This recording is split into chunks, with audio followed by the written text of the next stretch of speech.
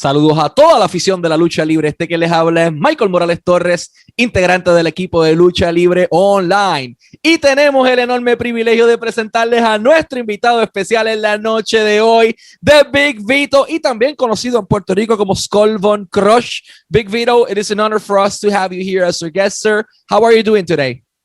Everything is mucho bueno. Gracias for the introduction. I appreciate it. And to all my Puerto Rican friends, hola. From the BIGV, from the LOG, all you people know Alemán, Skull Von Crush. And I have a funny story about that. When I was like 5 or 6 years, I went to the Pachín Vicens Coliseum for a match, wrestle card with WWC. And my favorite wrestler at the moment was Skull Von Crush. So my father took me to the backstage area. And fun fact, you carried me like in your arms and started asking me, how are things doing? Are you enjoying the card and everything? And I was like really, really amazed that my favorite wrestler at the moment, Skull Von Crush, was carrying me in his arms. I didn't tell you before that, but yeah, to me, it is like something huge to have you here as our guest today. And I wanted to talk about that specifically. I mean, how was your experience working in Puerto Rico, living in Puerto Rico and working for before Carlos Colon's WWC at the point as the German person that everyone hated at the moment, Skull Von Crush? My friend, it is something that you just said that I held you as a baby when you were 5 years old in the dressing room and I talked to you. That is an awesome story. And that goes with my personality because I love kids. And even though I was the best rudo around, you know, and biggest heel, I always took time for my fans. I always took time for kids back then. And it's amazing that you actually said that. Thank you very much for giving me that great moment. You know, that's an honor. And it's great that you remember that and you cherish that moment. And here we are talking as two adults. And I know it's an honor for me. I know you must be totally excited because when you're 5 and you're sitting there with the Mickey Mantle of wrestling and you know the biggest lucha, and you're saying, "Wow, this is something." Thank you very much for that. I appreciate it. And talking about my time in Puerto Rico, wrestling for Carlos Colon, the WWC, probably was one of the best times of my career. Not only because I got to live in Puerto Rico and learn the culture, the customs, learn the people, which were very gracious and always a good time. You know, Puerto Rican people, what people don't understand is, you know, they might not be the richest people.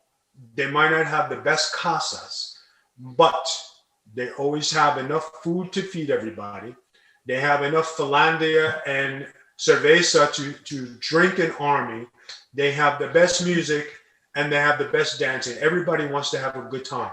Very gracious people, right? So that's why, like, one of the things I loved about Puerto Rico.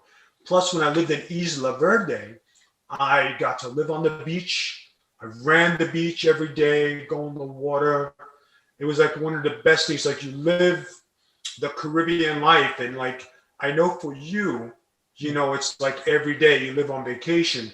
For me, it was like, that is my ultimate goal eventually, is to buy a casa on the beach because I love living on the beach. I love that lifestyle. That is me 100%. And thank you for letting me remember. And I tell you, if anybody's out there and they go to Sullivan's Barbecue, that is my favorite place to eat out of the Metropole, Denny's, you know, the sandwich shop right down the road on Isla Verde Boulevard, going all the way down. I don't know if it's still there, but there used to be a bakery sandwich shop. And I made friends with the owner. And I took everybody in there to get sandwiches. The sandwiches were this big, right? The guy used to charge us $5 a sandwich. So a lot of times it was either Sullivan's or the bar or the sandwich shop.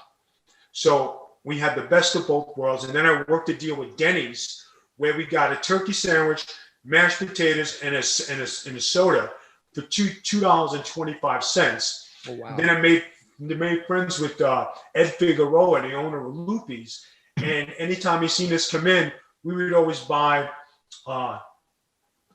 soda, and we'd eat the chips. So when they used to have the big turkey drum legs, he used to give us all a drum leg so we could eat. So I think that was pretty cool story. A lot of things that people don't remember. And also, there was a Hooters in San Juan that we used to go to, and we used to go on Monday nights. It was the wing night, and you talk about watching Knick basketball, the Bulls, Michael Jordan, but we ate like champs. There might not have been a lot of chicken in the wings, but there was the bread was good. I'll translate that to Spanish. Vito vivió un periodo de tiempo en Puerto Rico. Obviamente le comento la historia de que yo tuve la oportunidad de conocerlo cuando yo tenía 5 años. Él me cargó en sus brazos backstage en una cartelera de WC. Y obviamente me agradece por la historia. Al contrario, agradecido con él por haberle brindado a un joven niño en aquel momento dado esa oportunidad. Pero volviendo al punto, Vito vivió en Isla Verde, en Puerto Rico, por un periodo de tiempo. Y él recorrió todo lo que fue Martin Barbecue, Metropol, el Denny, la panadería que hace los sándwiches de un pie todavía. Se llevaba a todo el mundo para allá y comían todo el mundo juntos. Bueno, obviamente tenías el Hooters que decía como que el pollo no era lo mejor del mundo, pero el pan sí sabía bueno, era un buen ambiente. Y habló muy bien de los puertorriqueños en el sentido de que él dice que tienen suficiente comida para alimentar a una familia y a todo el mundo que venga de afuera, y tienen suficiente cerveza para darle de tomar un batallón, un army completo, y siempre recuerda eso con mucho cariño y a la gente de Puerto Rico, al igual que Puerto Rico recuerda con mucho cariño a Big Vito. Vito, let's fast forward a little bit in time. You worked for WWF at that point from 1991 to 1993. You did multiple roles for them. How did you were working for WWC previous to that, and even during that, but how did you got to the WWF for the first time? I mean, who was the person that gave you the call and granted you your first opportunity? Well, I was broken into business by, if everybody in Puerto Rico knows, the super medicos, Johnny Rods and Jose Estrada. So when I went to Johnny's school, I was going to the independent shows, and a Lucha named Sonny Blaze, who was doing the talent scouting for the WWF TVs, asked me, he says, Skull, would you like to come to the TVs? Because he's seen it's my first year in the business. He said, would you like to come to the TVs? So I said, yes. And I started going to the TVs. What people forget is that wasn't my first time in Puerto Rico. I worked for the LWF before Carlos. Now, if everybody remembers the Alberto Castillo, the Vampire Warrior, Hercules Ayala, all of those guys, the Wizard, just to name a few guys who went off and they wanted to do their own thing. So I wound up going to Japan from there, coming back and going back to the WWF. But everybody forgets that I wrestled on and off for the WWF until 98, doing TVs, because I went to so many different promotions, because I went from Puerto Rico, the LWF, to Santo Domingo for Jack Veneno. Then I went back to Carlos for 3 años. Then I went to ECW. I went to Japan for All Japan. Then from ECW, I went to WCW, so I mean, in that 10-year span, I did mucho lucha for many different companies. I'll translate that briefly to Spanish. Vito, antes de llegar a WWF, ya había trabajado en Puerto Rico para la WF, pero el detalle interesante está en que fue los supermédicos José Estrada y Johnny Rods quienes lo ayudan, vamos a decirlo de esta manera, a impulsarse en el negocio, y en su primer año Sonny Blaze le dice ya que si quería venir a los tapings de WWF en aquel momento dado, y él obviamente llega. Durante ese periodo de tiempo, lo interesante está en que él estaba trabajando en Puerto Rico para esa empresa anteriormente mencionada, estaba trabajando para República Dominicana con Jack Veneno, trabajó también para ECW, trabajó para WCW, trabajó en Japón para All Japan Pro Wrestling y vuelve a Puerto Rico de igual manera a trabajar con Carlos para la WWC, pero fue de esa manera que surge esa oportunidad y en 10 años él hizo demasiadas cosas de manera simultánea. Since you mentioned ECW, how was your experience working on the original version of ECW that everyone loves and cherish? I think that was the biggest part of my career because like when I went to ECW, I had just come back from All Japan and I didn't have a job. And everybody said, how come you're not in the WWE? And I couldn't answer them because I was like, all right. So it was more or less, I had too much bravado. I had too much, machismo, for Spanish people to understand. And when you have too much machismo and you have that bravado and you're proud, sometimes you're too good for your own good. And you're too, how would you say? You're a great wrestler, but nobody wants to wrestle with you, right? Because you knew how good you are and everybody you passed. But then when you come to the company you want to work for, and then they see, oh, what is he going to do here? So you have to take a step back, earn your keep. And it was the best thing I did in my career. It was wonderful to work for ECW, no problemas. It was a great learning experience. Just like wrestling for Carlos, it is the best education you can get in Lucha because you learn how to wrestle in a territory. And the Puerto Rican people believe in the angles, they believe in the wrestlers, they believe in everything. That's how powerful it was. It's more powerful than the WWE. So when you talk about wrestling back then, it was the real deal. It was. Let me translate that briefly to Spanish. Le pregunté por ECW. Él me dice que esa fue una de sus mejores decisiones y uno de sus mejores momentos de su carrera. ¿Por qué momento? ¿Por qué? Él ya estaba regresando de All Japan. Le preguntaban, ¿por qué no estás en WWF? Él simplemente responde por ese orgullo, ese machismo, como describe, de que él sabe su valor, él sabe lo que puede dar como luchador y en aquel momento dado, enfrentarse tal vez al resto de las personas y que su nombre no tuviese o su marca fuese pisoteada, pues no era una alternativa. Entonces llega a ECW y al igual que su experiencia con Carlos Colón en Puerto Rico, lo describe como una de las mejores experiencias educacionales en cuanto a la industria de la lucha libre que ha podido obtener. O sea, fue algo que lo ayudó a crecer personalmente, pero que lo educó dentro de la misma industria. You also mentioned you worked for WCW there. You won the tag team titles over there for 2 times, and you were the hardcore champion as well in WCW. How do you felt, capturing gold in one of the main companies in the world for the first time when you won the tag titles? I mean, you were a wrestler that was, you prove everyone in the world how good you were. Puerto Rico, Japan, Dominican Republic, US, everywhere. But finally, somebody, believing you to be the man holding the belt. How did you feel at that moment?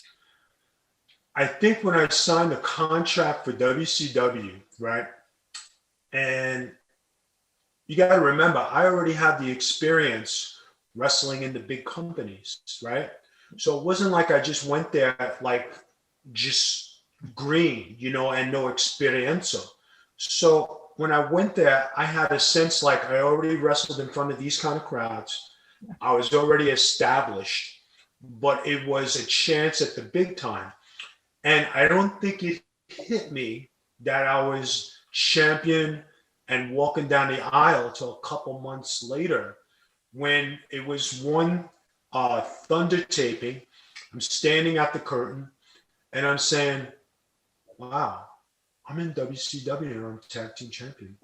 Like it didn't hit me until like that one moment, because I'm working hard, I'm grinding, I want to be being champion. It was like, wow, did this just happen? You know what I mean? And the champions in the WWE at the time was, the Generation X. So there we are with DX and the Mamalukes, the 2 top tag teams in the world. You think about that, people, that's pretty good company. And when you're compared in that light, that's pretty awesome.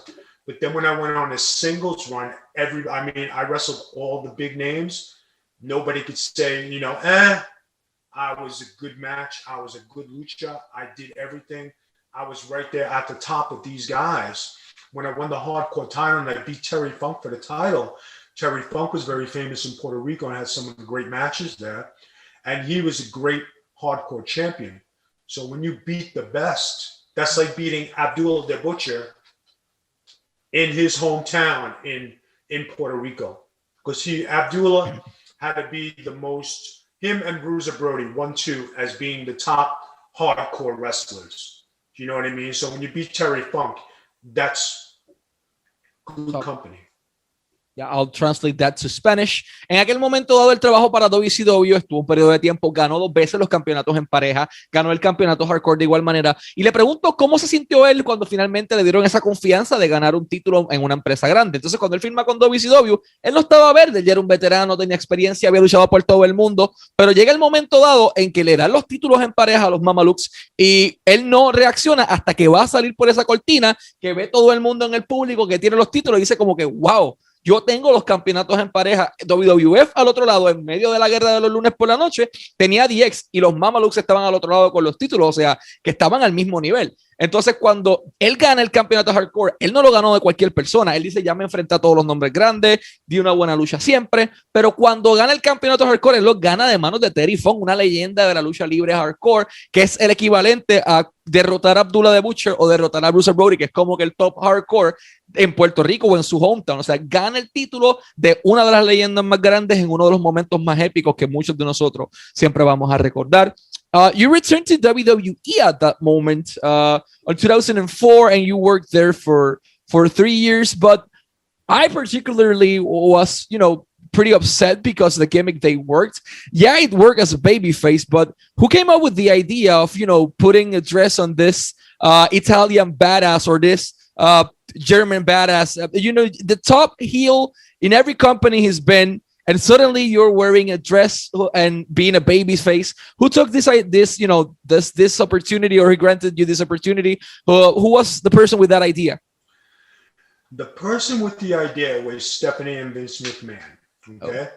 Now, you can't become a successful babyface unless you are the bad boy of the bad boys, because they wait for you to turn and they want to cheer you. Because it was kind of like ECW when I'm wrestling and I was a heel, but the people cheered me. In WCW, I was a heel, the people cheered me. When I was in TNA, I was a heel, the people cheered me. I wasn't trying to get the cheers. I was just being that if I would have turned babyface in WWC for Carlos Colon, I think I would have blew the island up. Everybody would have went crazy. And if I would have won the title, being a babyface, a German winning the title in WWC, you don't get bigger than Carlos Colon or Invader or Abdullah.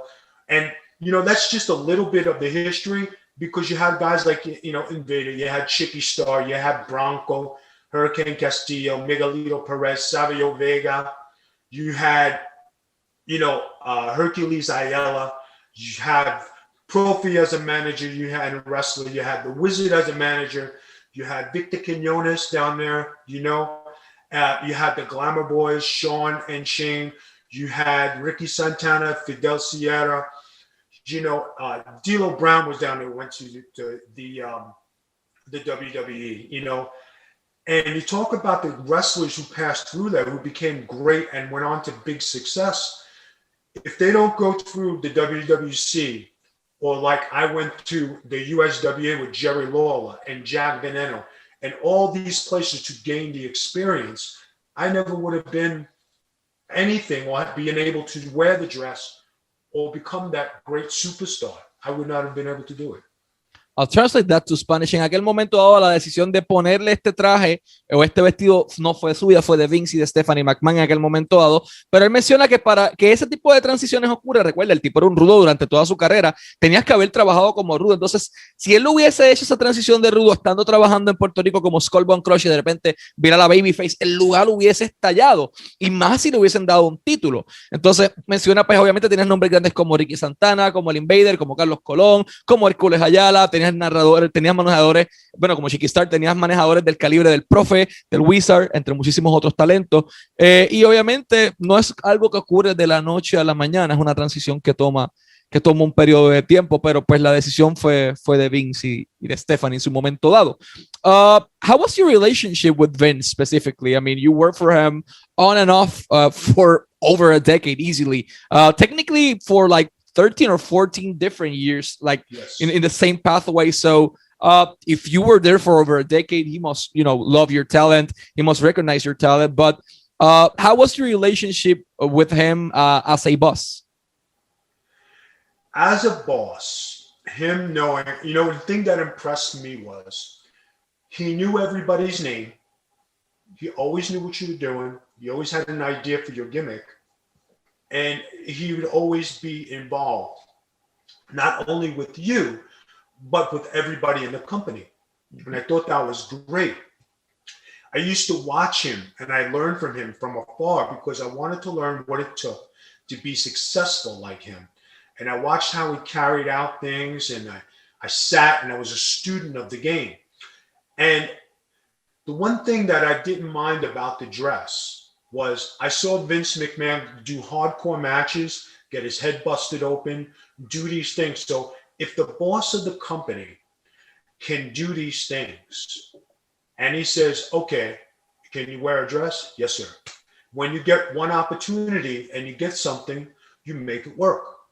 My being that I have the experience from all the places I've been, when the boss asks you to do something, you do it. And it's not a political thing. It's not an argument. It's not saying I can't. Yes, sir, I'll do it. Now, did I know how to work the dress? No, it's my experience from all the great places that I learned how to be a wrestler that taught me how to do something this great, where I became the biggest babyface, the most recognizable pro athlete, where people looked at me and they saw me in the street, they said, that's him, that's Vito. They knew. I was ahead of my time. I'll translate that to Spanish. En aquel momento dado, su relación con Vince como jefe, pues obviamente era buena. El detalle está en que Vince siempre estaba pendiente del talento, conocía, dice que le impresiona eso, conocía los nombres de todos, siempre tenía una idea creativa para todos los personajes y siempre brindaba oportunidad. Entonces, cuando le pide a él que se ponga este traje, él pensó y recordó esos momentos de que Vince acabó con la cabeza rota, las luchas hardcore, entre muchísimas otras cosas. Y si el jefe estuvo dispuesto a hacer esto, pues yo lo voy a hacer, no hay ningún problema. Él puso su cuerpo en juego, porque entonces yo no puedo ponerle un poco de empeño. Solamente necesitas una oportunidad y lo logras hacer y logras alcanzar el éxito. De esta manera entonces él lo hace y dice que más bien por cuestión de honor, cuando tú vas a un trabajo y un jefe te pide hacer algo, sí señor, vamos a hacerlo y vamos a trabajar y vamos a sacar lo mejor que podamos hacer de esta oportunidad. Y lo interesante de esto es que cuando él está en SmackDown, en su momento dado, él era uno de los top baby faces de toda la empresa. Todo el mundo recuerda a Vito, todo el mundo lo recuerda saludando al público, el tipo lo reconocían en la calle, todo el mundo como que ese es él, ese es Vito cuando pasaba por la calle. Y obviamente ya tenía su linaje y su bagaje como luchador, pero eso es bien interesante ese comentario. After you, you've done many things, but you work also for IWA in Puerto Rico for a while, for Sabio, for Miguel, for Quiñones, for everyone. How was your experience working on IWA, and why do you think the company, even with so much success, it suffered that downfall that it suffered, and we know everything that it is as it is today? Okay. When I went there, Savio promised me, he said, Vito, I'm going to bring you down and I'm going to bring you to IWA, right? And you had Mario Savaldi had come in at the time. Yeah. He was one of the owners. He was not Puerto Rican. He wasn't one of us. And I consider me being Puerto Rican in that way because I was part of the family, and I spent time down there, and I knew the culture. I knew everything. I knew what it meant to be a campeonato when you had that belt. I don't think everybody realized that when I was IWA champion, I took that belt with me and I defended it all around the world. I gave that belt a lot of prestige, and I took it seriously because it meant something to me. It meant something to the people in Puerto Rico. I gave the belt credibility. And I just think that there was a lot of behind the scenes things that happened. That was the downfall of the company. And maybe it wasn't Savio's vision to have it end like that. But there are a lot of things that happen. We won't talk about it here. We'll just say, I enjoyed wrestling for Savio Vega and being the champion of the IWA. It was always a great time for me. I enjoyed my time there. If I could still wrestle there today, I would go back and wrestle there. But there's no more wrestling to be had. Today's wrestling, everybody's a lucha. There's every show, but they're not wrestling for money anymore. Now it's just a hobby. Nobody goes to school and learns how to wrestle. Do you remember a guy named Mateo? No, I don't remember Mateo. There used to be a school and a ring in a barn. Okay. Where a lot of wrestlers used to go to practice. I used to go to practice even on my days off from the WWC. And when you used to go to practice, you used to go to the gimnasio at the El Carib, go run on the beach, go to practice, right? Come back, do lucha. That was their life, you know? And a lot of great wrestlers used to wrestle in these small little schools that nobody knows about. And I think it's sad because I think Profe has a school that's going on right now, if I'm not mistaken, right? I think if it goes back to that way, wrestling could be great again. I know that the WWC is not running like it used to, but I know Carly and Eddie, you know, try their best to do what they can to keep up the tradition of the WWC, keep their father's name alive, you know. Hopefully it happens. But, you know, when it goes to old school and what you learn, going to school and learning how to lucha, you don't do one lucha session and today everybody's a lucha. It takes months, it takes years. And that's what people don't understand, you know what I mean? Of course I do. I'll translate that to Spanish. Su tiempo en IWA fue maravilloso. Le preguntamos, obviamente él fue campeón de IWA. Mientras él fue campeón de IWA, él defendió el título en todas partes del mundo, en todos los países que iba. Él defendía el título de IWA, le ponía prestigio a la correa. Y Savio Vega es quien lo trae directamente. En aquel momento dado estaba Mario Saboldi, pues a cargo de la empresa. Y hay muchas historias buenas y malas sobre eso. Él dice que hubo un momento dado en que la visión de la empresa no era la visión de Savio y ocurrieron cosas backstage que pues llevaron a lo que conocemos hoy día, pero que pues, obviamente no va a enfocarse en eso, simplemente muy agradecido de haber sido parte de IWA y de esa experiencia. Menciona y le hace una crítica a la industria en Puerto Rico ahora mismo también, y es que ahora mismo todo el mundo puede llamar su luchador o si luchan en una escuela y ya automáticamente son luchadores. Entonces, Profe tiene su escuela que está con Super Georgie, él va allí directamente a entrenar diferentes talentos. Vic tiene su escuela, al igual que muchos de ellos. Entonces, los luchadores no quieren pasar por el entrenamiento que habían años antes para poder prepararse y llegar a convertirse en luchadores, y simplemente quieren de la noche a la mañana, sin ser entrenados por un profesional, vamos a decirlo de esa manera, llegar a ser un profesional. I also want to say something else in Spanish.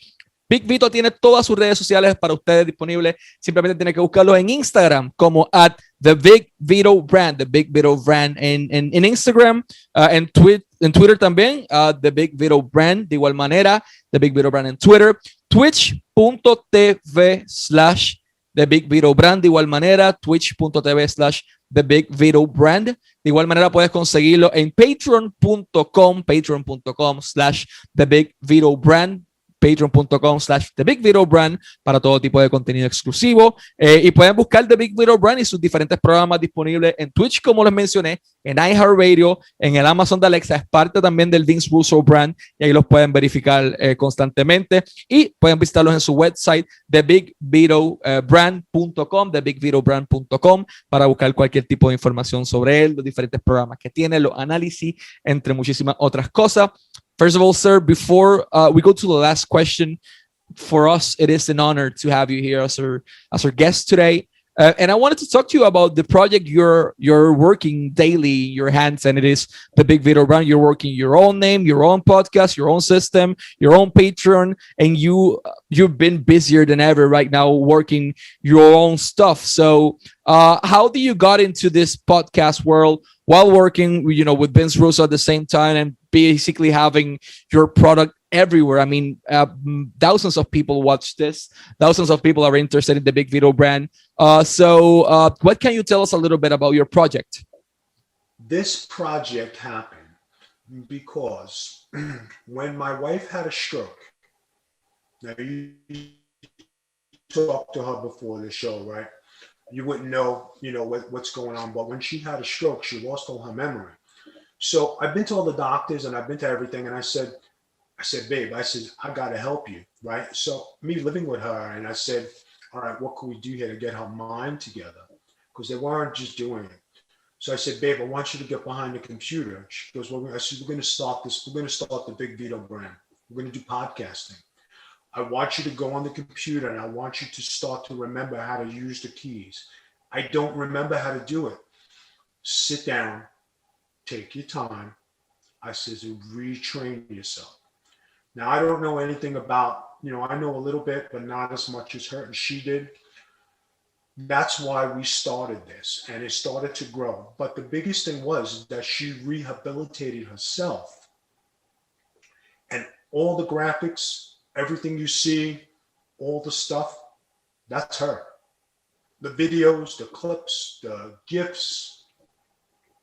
That's why we started this, so she can get back and I can have my wife back. So, I mean, it was like,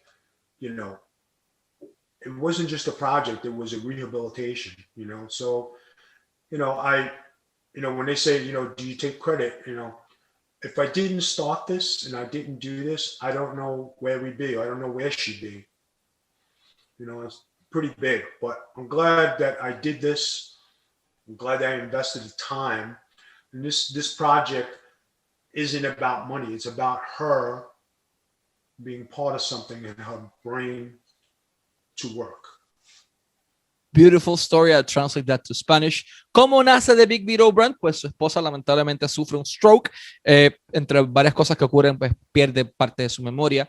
Y The Big Vito Brand comienza para poder ocupar la mente de su esposa y llevarla en este proceso de rehabilitación. Entonces la sienta frente a la computadora, vamos a iniciar un podcast, se va a llamar The Big Vito Brand, y empiezo a hablar del concepto, pero ella no se acordaba cómo usar los keys, el keyboard de una computadora, y entonces en ese proceso de rehabilitación poco a poco es que comienzan a expandir esto un poco más a lo que lo conocemos hoy día con Noel.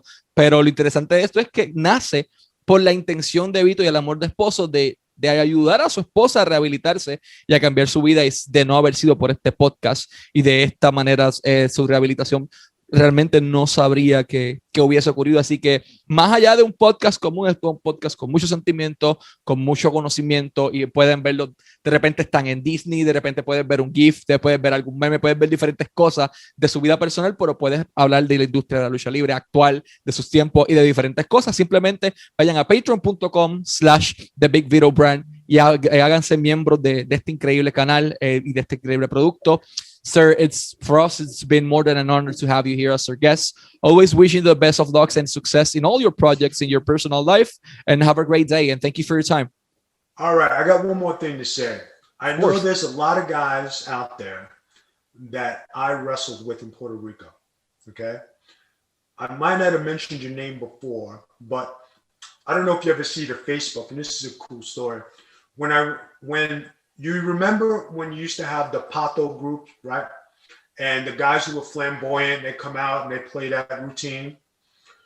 Well, there's a group on Facebook who we still are friends. And every time we go on each other's posts, oh, that's Pato, this is Pato. We're a big Pato community, right? So I want to say hello to all my Pato amigos out there, because if I don't say hello, right, they're all going to get mad. And they're going to throw their pocketbooks at me, okay? So, hola to my Pato amigos. And there's another guy out there who doesn't get all the stuff. His name is Julio Estrada. That's Jose Estrada's son, right? And, if you don't mention him, and he says, oh, you mentioned everybody else, but I'm like his brother. And Jose Estrada was like a mentor to me in Puerto Rico, because I used to visit him at ESJ. I used to go see him all the time. I'm probably one of the only guys who calls him for his birthday every year, right? So I just wanted to mention that. And I just wanted to say thank you to all the Puerto Rican fans for having me and letting me in your homes, because there's many people I got to eat have a meal with. I'd like to thank you for letting me into your culture, into your lives. And I would like to thank you for telling me that great story, how I held you when you're 5 years old. And I meant something to you. Thank you very much. Thank you, sir. Thank you for being so kind and so respectful to the Puerto Rican community and the Puerto Rican wrestling. And hello to the Pato community. In Puerto Rico, we understand that term. So hello. Sir. Hello to the Pato community and to Rico Suave. And thank you so much for your time, sir. More than honor. And make sure to check out the Big Vito brand, available as mentioned, twitch.tv/the Big Vito brand, patreon.com/the Big Vito brand, available on Instagram, Twitter, among many others like iHeartRadio, Amazon Alexa, and Vince Russo brand. Thank you, guys. Have a great day. Thank you, sir.